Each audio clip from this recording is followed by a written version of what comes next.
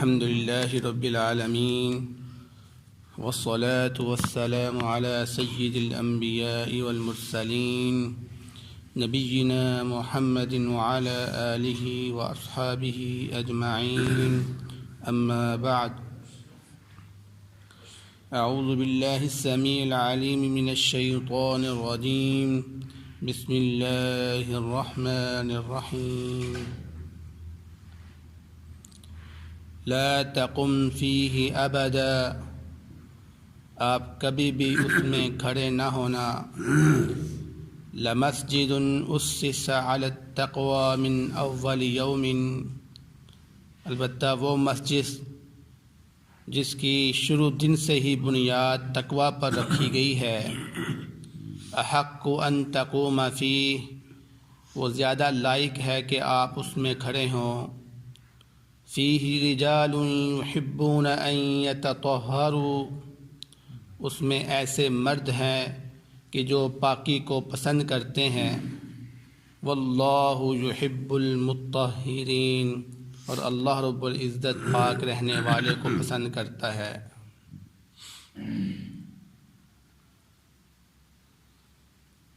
سورۃ التوبہ کی آیت نمبر 108 آپ کے سامنے تلاوت کی گئی ہے۔ اس آیت مبارکہ میں اللہ رب العزت نبی کریم صلی اللہ علیہ وسلم سے خطاب کرتے ہوئے فرما رہے ہیں کہ لا تقم فیہ ابدا، کہ وہ مسجد جو منافقین نے بنائی تھی اور منافقین نے خواہش کی تھی کہ آپ صلی اللہ علیہ وسلم اس مسجد میں آ کر نماز پڑھیں تاکہ وہ مسجد ہمارے لیے بابرکت ہو جائے، تو اللہ رب العزت نے نبی کریم صلی اللہ علیہ وسلم کو منع فرما دیا کہ آپ اس مسجد میں نہیں جائیں گے، وہاں پر جا کر نماز نہیں پڑھیں گے۔ اس لیے پھر نبی کریم صلی اللہ علیہ وسلم نے اپنے چند صحابہ کو بیچ کر اس مسجد کو آگ لگا دی اور اس کو مسمار کر دیا۔ تو آگے اللہ رب العزت بیان فرما رہے ہیں کہ لمسجد اسس علی التقوی من اول یوم،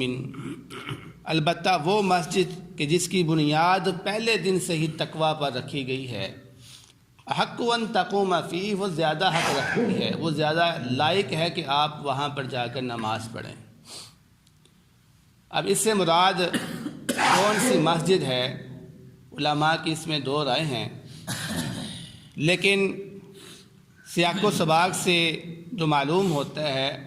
وہ یہ ہے کہ اس سے مراد مسجد قباء ہے،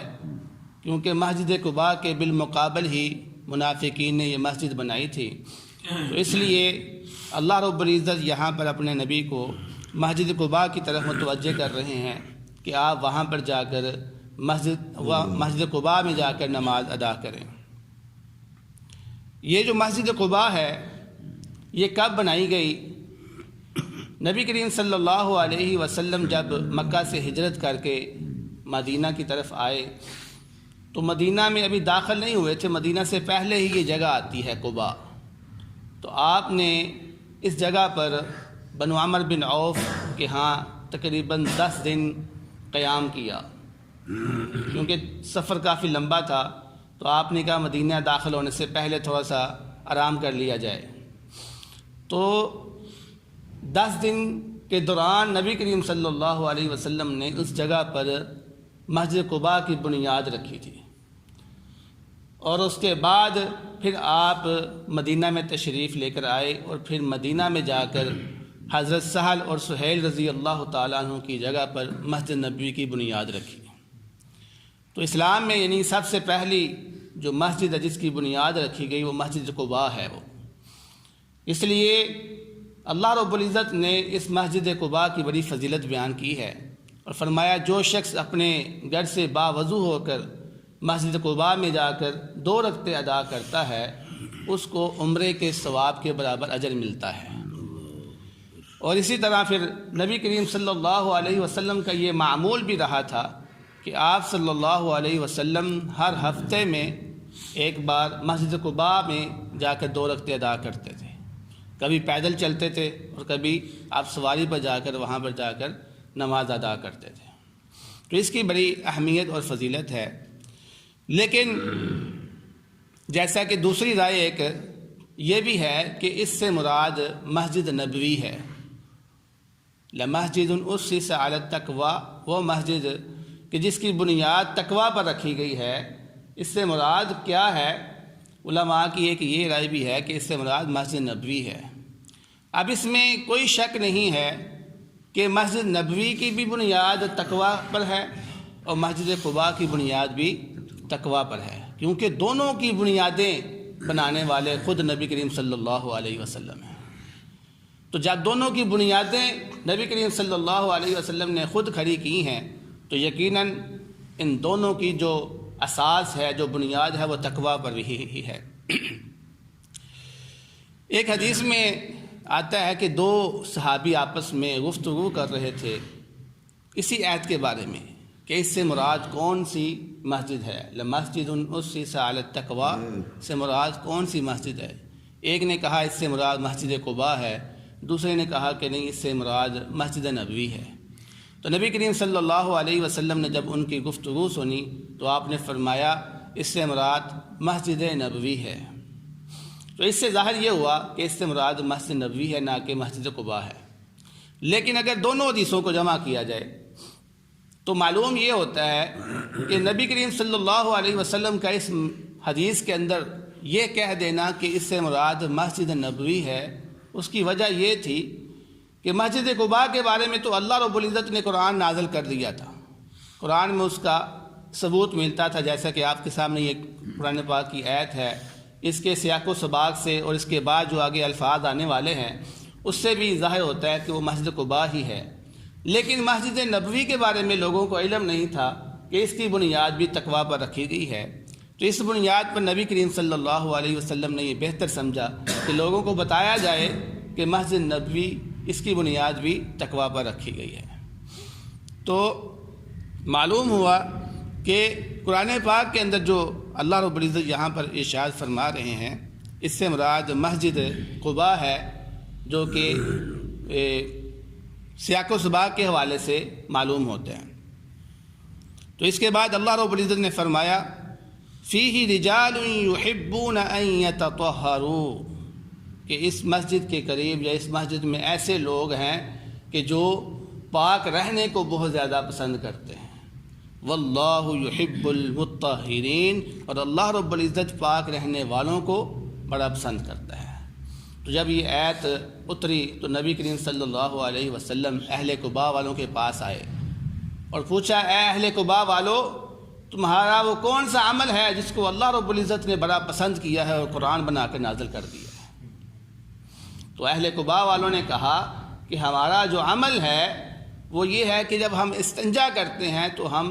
پہلے مٹی کے ڈیلے استعمال کرتے ہیں، پھر پانی استعمال کرتے ہیں، یعنی 2 دفعہ استنجا کرتے ہیں۔ تو یہ ایک پاکی کو یقینی بنا دیتا ہے۔ تو شاید اللہ رب العزت کو ہمارا یہی عمل پسند آ گیا ہے، اس لیے اللہ رب العزت نے ہمارے بارے میں قرآن میں تعریف کر دی ہے۔ اب اس سے بھی معلوم ہوتا ہے کہ جب اہل قباء کے بارے میں بات ہوئی ہے تو اس سے مراد مسجد قباء ہی ہے، جو کہ اہل قباء کے لیے ہے۔ اب یہ جو پاکی کرنا ہے، پاکی حاصل کرنا ہے، آپ کو معلوم ہے کہ اس وقت لوگ صحرا میں جا کر اپنی حاجت کو پوری کیا کرتے تھے، اور صحرا میں جا کر پانی مہیا نہیں ہوتا، وہاں پر لوگ مٹی سے ہی اپنی پاکی حاصل کرتے ہیں۔ تو اب چونکہ یہ جب بھی پاکی حاصل کرتے تھے تو یہ یا تو پانی استعمال کرتے تھے یا مٹی کا ڈیلا بھی استعمال کر لیتے تھے۔ لیکن حافظ ابن حجر رحمہ اللہ نے اس حدیث کے اندر جو مٹی کے ڈیلے کا استعمال کا ذکر ہے اس کو ضعیف قرار دیا ہے کہ یہ صحیح سند سے ثابت نہیں ہے۔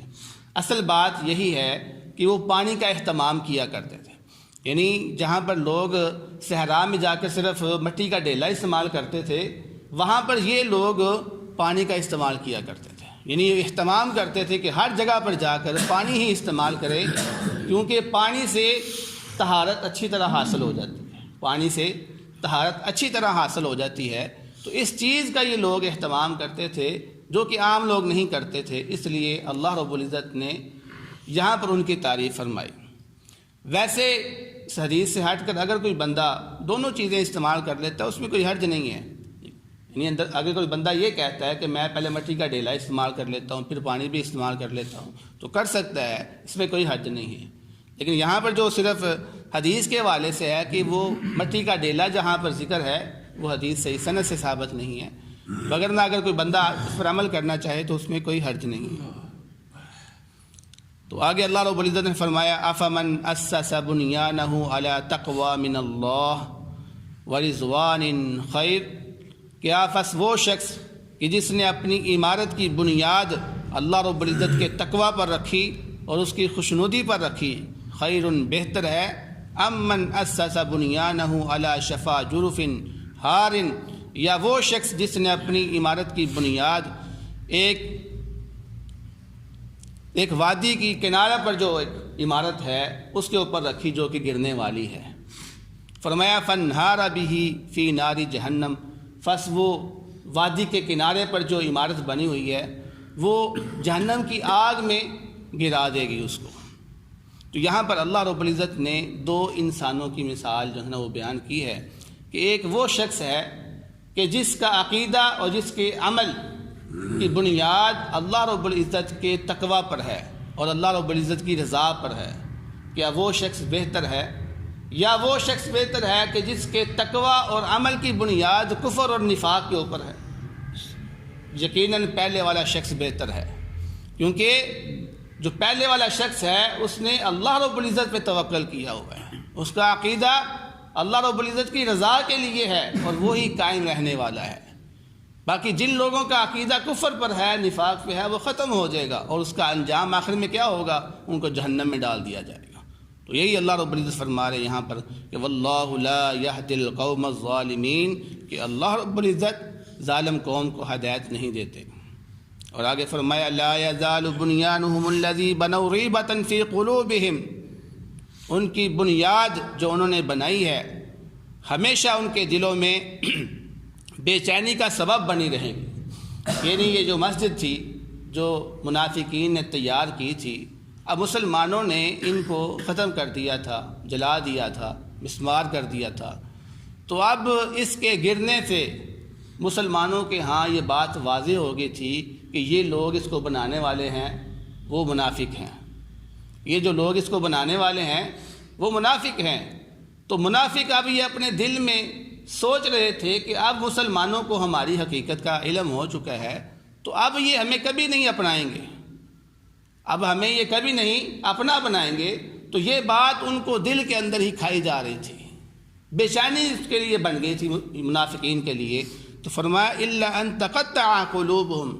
یہ بے چینی آپ ان کے دل سے ختم نہیں کر سکتے مگر یہ کہ آپ ان کے دل کے ٹکڑے ٹکڑے کر دیں تو پھر جا کر وہ شاید ختم ہو جائے۔ اس کی مثال ایسے ہی ہے کہ اگر کسی کے جسم میں کینسر پھیل جائے تو وہ چھوٹے سے آپریشن کرنے سے وہ ختم نہیں ہوتا، الا کہ اس کے پورے جسم کا آپ جو ہے نا وہ چیر پار کر دیں، اس کا آپریشن کریں تو پھر جا کے ممکن ہے کہ پورے جسم سے اس کا کینسر نکالا جائے، ورنہ یہ ممکن نہیں ہے۔ تو منافق کی مثال بھی ایسے ہی ہے کہ جو بے چینی ان کے دل کے اندر پیدا ہو گئی تھی، اللہ رب العزت فرماتے ہیں کہ یہ موت تک ان کے دل سے نہیں نکلے گی، یہ ان کو ایسے ہی کھاتی رہے گی، مارتی رہے گی۔ فرمایا واللہ علیم حکیم، اور اللہ رب العزت بڑے علم والا ہے اور بڑی حکمت والا ہے۔ آج کے درس سے معلوم ہمیں یہ ہوا کہ وہ مسجدیں کہ جن کی بنیاد کفر پر رکھی گئی ہے یا جن مسجدوں کے اندر شرک کی اشاعت ہوتی ہے، کفر کی اشاعت ہوتی ہے، اس مسجد میں جانا ہمارے لیے جائز نہیں ہے۔ جیسا کہ اللہ تعالیٰ نے اس آیت کے اندر نبی کریم صلی اللہ علیہ وسلم کو بھی منع فرما دیا کہ وہ مسجد میں نہ جائیں کہ جس مسجد کے اندر کفر کی اشاعت ہو رہی ہے۔ اور اسی طرح وہ مسجدیں جو شرک کے اڈے بنے ہوئے ہیں ان مسجدوں کو گرا دینا، ختم کر دینا یہ جائز ہے، جیسا کہ نبی کریم صلی اللہ علیہ وسلم کا حکم ہوا کہ مسجد زرار کو وہ ختم کر دیں، تو اللہ کے نبی صلی اللہ علیہ وسلم نے اس مسجد کو ختم کر دیا تھا۔ تو آج کے وقت میں بھی اگر کوئی ایسی مسجد ہے جو شرک کے اڈے بنے ہوئے ہیں تو ایسی مسجدوں کو ختم کر دینا یہ جائز ہے۔ تو دعا ہے اللہ رب العزت سے جو سنے ہیں اس پر عمل کرنے کی توفیق عطا فرمائے۔ بہترین صدقہ جاریہ حاصل کرنے کے لیے اس ویڈیو کو لائک، کمنٹ اور شیئر کرنا مت بھولیں۔